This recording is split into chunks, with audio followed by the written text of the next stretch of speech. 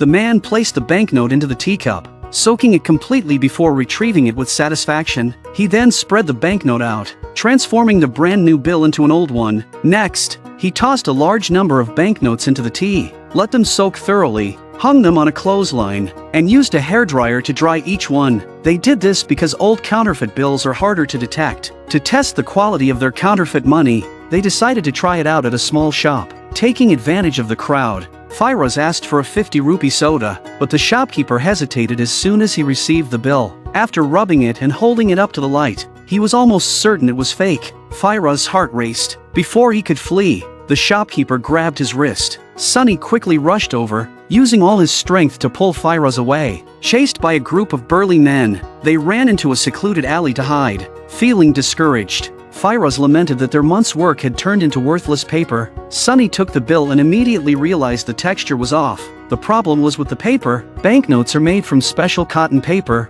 while regular paper is made from wood pulp. The texture and sound of the two are different. After extensive research, Sunny found the same cotton paper in a small magazine. They bleached the magazine and hand-drew the intricate designs of the banknotes. They chose to draw instead of scan because tiny letters cannot be perfectly replicated even with a high-resolution scanner. They then pieced together the drawn fragments to create a draft of the banknotes front and back. After reducing the size proportionally and engraving, they polished and baked the template to finalize it. Next, they printed the banknotes using color-shifting ink, which appears differently from different angles. Through repeated adjustments and multi-layer printing, they printed each color one at a time. After washing the machine and changing the color, they repeated the process and then applied a chemical solution. This solution not only gave the banknotes a color-shifting effect but also made them feel crisp and authentic. The most critical step was the security thread. Since the banknote was glued from the front and back, they punched holes in the front side, inserted the security thread, and printed the serial numbers. A perfect banknote was thus created. After soaking in tea to age them, they finally had a wall full of finished products. They returned to the grocery store, this time with Sunny going first and Farzi holding his hand tightly to escape quickly if they were discovered. Watching the shopkeeper take the money, Sunny's heart raced, but soon, he got the soda he wanted. They both could hardly believe it as they left the store.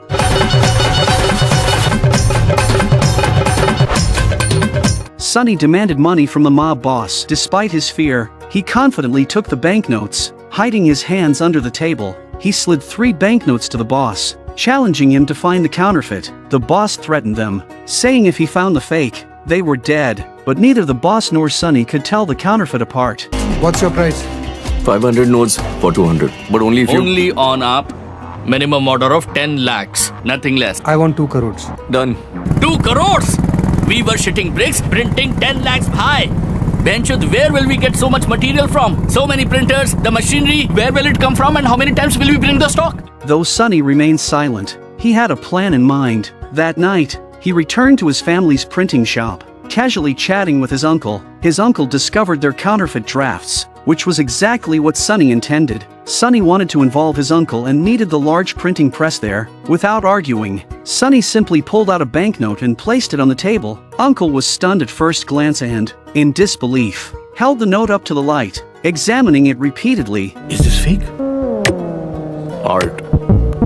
To completely ease his uncle's concerns, Sunny took him to a cafe and bought the most expensive coffee with the counterfeit bill. The uncle was restless the entire time, catching glimpses of the owner scrutinizing the bill, making him even more anxious. It wasn't until the waiter brought the change that he finally breathed a sigh of relief. Next, with 30 years of printing experience, the uncle gave Sunny some professional advice. To print in bulk, they would need a large printing machine that could print 6 notes simultaneously. The paper cutter needed a new motor, and they required a fast dryer. Just as they were about to start the big job, a new problem arose. They didn't have the cotton pulp paper needed for the banknotes. The old method of bleaching and drying impurities was impractical for large-scale production. However, cotton pulp paper was strictly controlled by the Indian government, making it impossible for ordinary people to purchase. Desperate, the brothers turned to some street gang friends and broke into the largest local paper mill under the cover of night. The security guards were bewildered, having never seen anyone robbing plain paper before. Fortunately, the brothers found their target on the top shelf of the warehouse. Back at the print shop,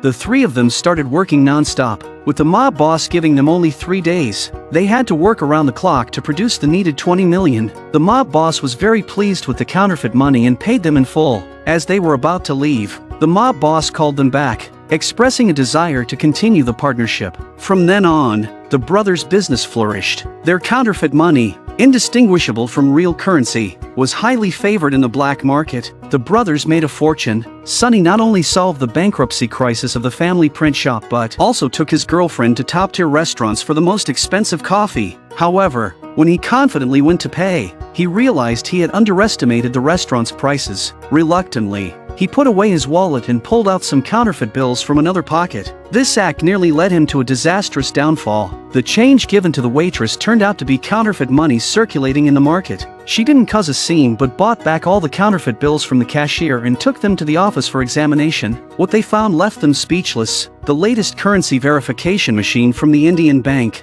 boasting advanced scanning technology, claimed to detect 99% of counterfeit money. If this bill was confirmed to be fake, it would render all currency verification machines obsolete. Under a microscope, they still couldn't find any flaws. It seemed like genuine currency until they soaked the bill in alcohol, revealing its true nature. Mega easily deduced that the counterfeiters lacked large-scale equipment and precision instruments. Perhaps they only had a flatbed printer, but the counterfeiter was highly talented, making the notes almost indistinguishable from real currency. Mega was right. The counterfeit operation was run by a small 3-person team. Their counterfeit notes were so high quality that they were popular among underground gangs, and even government officials bought from them, needing a substantial amount of money for covert operations in the upcoming parliamentary elections. A government official ordered 200 million in counterfeit notes, with the only requirement being home delivery. Sonny didn't hesitate to accept the order. Back at the print shop, his uncle strongly opposed the idea. In the past, their small-scale operations wouldn't attract police attention, but if they started mass production,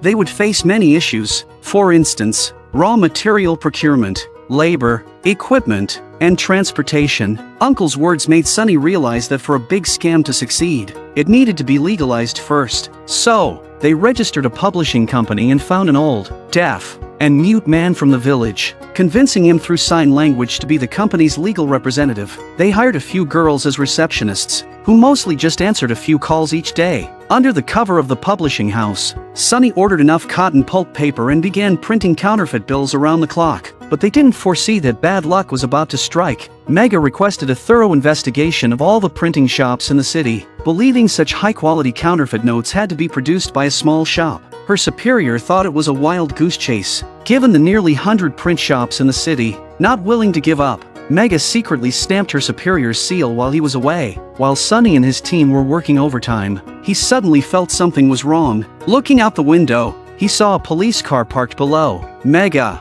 acting on the forged order, had come to inspect. The team panicked. The police called Uncle, who instinctively answered. Uncle pretended to be at a bar, claiming the print shop was empty, but the police insisted he cooperate and return within 5 minutes, or they would forcefully enter. Uncle reluctantly agreed and told Sonny and Firoz to hide the counterfeit bills. He exited through the back door to buy them time. Unexpectedly, while shaking hands with the police, Mega moved closer to the door. Just as the last note was printed, Sonny quickly turned off the machine, but Mega noticed the sound. The police ordered Uncle to open the door. When they entered, the brothers were hiding behind a panel. Mega cautiously scanned every corner, unaware that 2 people were hiding right in front of her. As Mega wandered around the factory, Firoz remembered he had forgotten to empty the trash can, which was full of discarded paper fragments from that day. Sonny had no choice but to quietly come out and grab a nearby wrench. In a critical situation, he couldn't think of any other solution. At that moment, Mega's phone rang, allowing Sonny to hide behind a pillar. It was her superior calling to scold her for acting without permission, and even the accompanying officers weren't spared from the reprimand. After being chastised, Mega and her team had to leave reluctantly, letting Uncle and his nephews escape danger for now. But with the delivery due the next day, they were unsure if it would go smoothly. A tycoon's vault was filled with 12 billion in cash, but he didn't dare spend a penny. The culprit behind all this was the small counterfeit detection machine in front of him. He inserted a note, and the machine immediately emitted a piercing sound. Because of this, the police had seized a large amount of his counterfeit money, and several of his subordinates were arrested. Leaving his warehouse full of worthless paper, one of his men handed him another 500 rupee note, which, despite its crude craftsmanship, passed through the machine smoothly. The tycoon was shocked. With top-notch counterfeiting equipment, he had been outdone by an unknown competitor. He wondered if his rival had a secret weapon, so he had his men capture the person responsible. It was then he discovered his rival was just a struggling street artist who made a living by replicating masterpieces. His works were almost indistinguishable from the originals, but because they were sold on the street, he couldn't fetch high prices. Forced by circumstances, Sonny began painting banknotes. It was his astonishing artistry that allowed him to draw details too fine for scanners to detect. Mansoor immediately took an interest in him. Recognizing his rare talent, he hired the best doctors in the country for Sonny's grandfather, a gesture that made Sonny and Firoz deeply grateful but also served as a veiled threat. To ensure their family's safety, the brothers had no choice but to work for Mansoor. Mansoor then took them to Bangladesh. There, he had a secret underground facility equipped with the most advanced printing machines. When Sonny produced a finished product in just 3 days, Mansoor was amazed. They then began large-scale printing, and within a month, the brothers had amassed a fortune. The next challenge was how to transport the vast sums of money back to India. But at this critical juncture, Mansoor's most loyal henchman, Bilal, was captured by the police. He knew all the smuggling routes for the counterfeit currency. If he confessed, it would be disastrous for Mansoor's business. So Mansoor secretly returned to India to find Sonny, demanding a solution. Realizing they were in the same boat, Sonny knew he couldn't stay uninvolved. After a night of contemplation, he decided to infiltrate the police. He targeted Mega. Sonny accidentally ran into Mega at a coffee shop. Using his charm, they quickly became acquainted. When he learned Mega was looking to rent an apartment near the police station, he asked a friend to find a spacious, well-lit place. Unbeknownst to her, the broker and landlord were Mansoor's men. Sonny pretended his phone was dead and borrowed Mega's. The broker engaged her in conversation. Giving Sonny enough time, Sonny installed spyware on her phone. From that day on, every call and message Mega received was mirrored to Sonny's phone. This gave Sonny and the counterfeit gang complete insight into police movements. Meanwhile, Bilal revealed all the routes for smuggling counterfeit currency into the country. The police immediately set up stringent checkpoints to intercept suspicious vehicles. However, when the commander arrived, they found millions in counterfeit notes but far less than Bilal had described. Fortunately, more good news came from the police. At airports and ports along the Indian border, they intercepted multiple shipments of counterfeit money, totaling 3 billion. The news was widely broadcast, lifting public spirits, but the police chief felt something was amiss. Although 3 billion was a lot, it was nothing compared to the estimated billions in circulation. At this moment, Mega had an epiphany. She brought in a currency detector and inserted a counterfeit bill. The machine's piercing sound confirmed the chief's suspicions. This was part of Sonny's design. By intercepting Mega's messages, he manipulated the police, making them intercept old counterfeit bills from different locations to confuse them. This tactic allowed them to smuggle in new counterfeit money. Though Mega inadvertently leaked information, she was the first to uncover Sonny's plot within the police. The police began constantly adjusting their strategies, and Sonny kept modifying his plans in response. This back and forth made both sides realize they had moles in their teams. Sonny informed Mansoor, nullifying all previous plans. He proposed a new smuggling route. Unknown even to their own men, the captain threw container after container filled with money into the sea, then abandoned ship. The unmanned ship, like an arrow released, sped towards the crowded beach. Unaware of the impending danger, people eagerly took out their phones to capture the scene, only stopping once the ship ran aground. The police arrived immediately, but the ship was empty, a ghost ship with nothing aboard. Meanwhile, 10 kilometers offshore, Sonny and his team returned. They retrieved the containers they had dumped into the sea earlier, then disappeared without a trace. This was all part of Sonny's plan, to smuggle the counterfeit money into India. They packed the bills into containers. Their plan was to sneak them in by sea. But just as the ship was about to reach India, a phone call forced them to turn back. The Indian police were conducting surprise inspections at all ports, making arrival tantamount to walking into a trap. Reluctantly, they equipped the containers with electronic trackers and sank them into the sea. As the police and public were distracted by the ghost ship, they retrieved the containers under the cover of night. Thus, the brothers brought back 120 billion in counterfeit bills. These bills quickly circulated in the Indian market. The counterfeit quality was so high that even currency detectors couldn't tell the difference, and the public couldn't distinguish between real and fake. If left unchecked, the entire national economy would face collapse, leading to public panic and even war. the masterminds behind this operation, however, reaped enormous profits, buying new cars and houses and living lavishly. The Indian government was in turmoil because even the bank's new currency detectors couldn't identify the super counterfeit bills. Mega eventually came up with a solution. Burning the notes would reveal their authenticity through the color of the flames. Officials were exasperated by this method. Not only were there 120 billion counterfeit notes, but no citizen would willingly burn their money. With a month left until the parliamentary elections, the officials issued an ultimatum. They had to find the culprits within the shortest time, and if not, they would need a scapegoat to quell public opinion. Desperate, the police dug up Mansoor's file. Mansoor headed India's largest counterfeit operation, and only such an organization could produce such a vast quantity of fake money. Though Mansoor had been hiding abroad, it didn't stop the police from publicly naming him. However, what the police didn't know was that Mansoor was indeed the mastermind behind the super counterfeit bills. Soon, Mansoor saw his own wanted news on TV, but this time, the government labeled them as a terrorist organization, alleging allegiance to an enemy state. The aim of printing large amounts of counterfeit money was to sabotage India's financial system, conducting financial terrorism against India. Mansoor was furious but had no choice but to get rid of the counterfeit bills quickly. One subordinate suggested distributing the fake notes in small amounts over time to avoid police detection. Mansoor, not in the mood for debate, shot him dead on the spot, shocking Sunny and Firoz. This revealed Mansoor's true nature: ruthless and ready to kill without hesitation. The underground market soon erupted as distributors took bundles of counterfeit money. Despite this, 120 billion was still a massive amount. Meanwhile, Sunny, sneaking in spare moments, grew closer to Mega. He was not only seeking police information but also found himself genuinely falling for her. The next day, a client ordered a large quantity of counterfeit money, with the transaction set at a multi-story parking garage. Sunny and Firoz were responsible for the delivery. They drove in, one after the other, and cautiously split into two teams. Firoz hid the counterfeit money in a concealed parking spot, while Sunny wandered around, checking for suspicious individuals. Suddenly, a woman appeared in front of his car. It was his police officer girlfriend, Mega.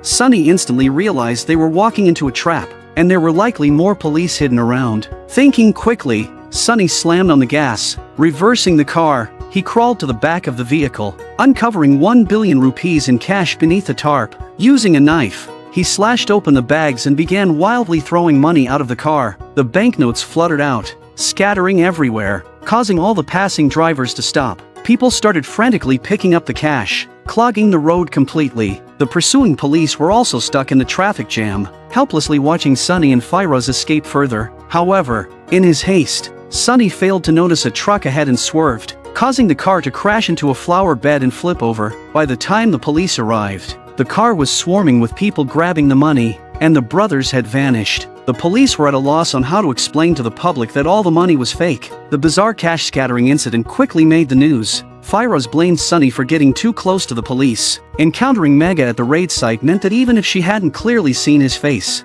she would certainly be suspicious of Sunny. Both Sunny and Firoz simultaneously considered quitting and going clean, but they forgot that Mansoor wouldn't let them off so easily. Sure enough, Mansoor's men found the two and said they were taking them abroad to lay low. They drove to an abandoned building. After the cash scattering incident made the news, Mansoor believed the police had identified the brothers. The two knew too many secrets, and if caught, it would jeopardize his counterfeit money operation. Sunny realized that Mansoor intended to kill them to keep them quiet. Just as the execution was about to happen, the roar of engines echoed from a distance. A gang of bikers, Sunny's closest friends, came roaring in. Sunny had sensed danger as soon as he got into the car and had secretly messaged his friends, who arrived just in time. Back home, the two were as jumpy as startled birds. Knowing neither the police nor Mansoor would let them go, they needed to escape quickly, but a phone call plunged Sunny into despair. The call was from his uncle, informing him that the family print shop had caught fire the previous night, and it wasn't extinguished until this morning. His grandfather had been inside when the fire started and didn't make it out.